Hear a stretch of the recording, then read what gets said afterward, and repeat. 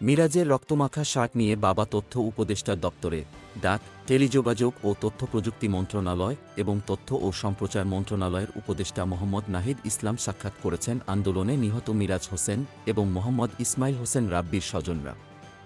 এ সময় উপদেষ্টা স্বজনদের জড়িয়ে ধরে সান্ত্বনা দেন।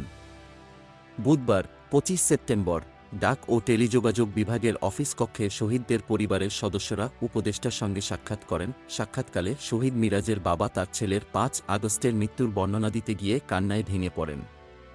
তিনি তার ছেলের রক্তমাখা শার্ট উপদেষ্টাকে দেখালে অফিস কক্ষে আবেগঘন পরিস্থিতির সৃষ্টি হয়।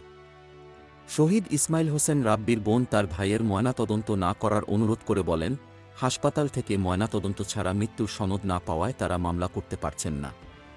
তারা তার ভাইয়ের নাম শহীদের তালিকায় অন্তর্ভুক্ত করার বিষয়ে উপদেষ্টার হস্তক্ষেপ কামনা করেন। এ সময় উপদেষ্টা নাহিদ ইসলাম এ বিষয়ে সর্বোচ্চ সহযোগিতা করার আশ্বাস দেন। উপদেষ্টা বলেন, সব শহীদ এবং আহতদের নাম তালিকায় অন্তর্ভুক্ত করা হবে। এক্ষেত্রে তাদের জন্য গঠিত জুলাই শহীদ স্মৃতি ফাউন্ডেশনের অফিস স্থাপনের পর কাজগুলো সহজ হবে। এ সময় উপস্থিত ছিলেন মৎস্য ও প্রাণিসম্পদ উপদেষ্টা Farida Akhtar. Desk report, BE news.